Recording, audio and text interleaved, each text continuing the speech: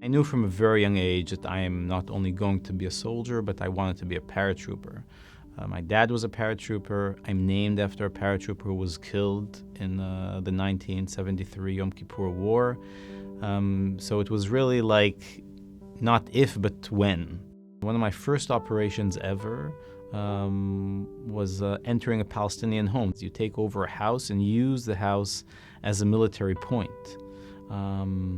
And I remember the feeling of entering someone's house in the middle of the night, waking an entire family up, locking them in a room, and the house was ours.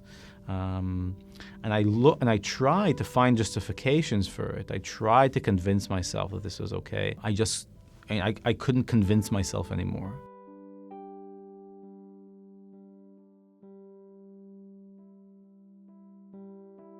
Breaking the Silence is an organization of former Israeli soldiers. We basically have come together to do a pretty simple thing, to let people know what it's like to maintain a military occupation over millions of Palestinians, and to talk about it from our own experiences.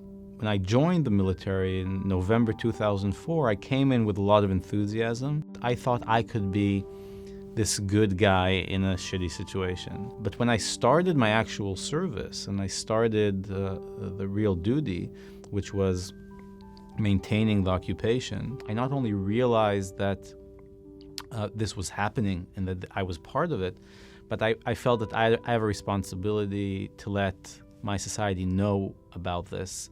The feeling that I'm coming in to protect my society, together with the feeling that I'm actually destroying another, just couldn't fit together. What drives me and what I think is the drive behind Breaking the Silence is very simple. We're trying to pick up a mirror to our society and say, hey, look, this is a reflection. This is what you sent us to do. This is what you're sending us to do.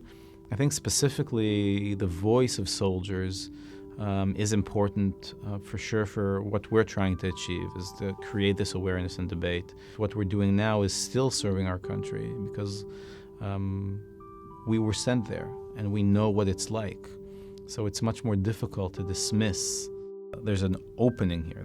There is a possibility of actually building a community that looks the reality straight in the eye and says, this is not the way we want to continue living.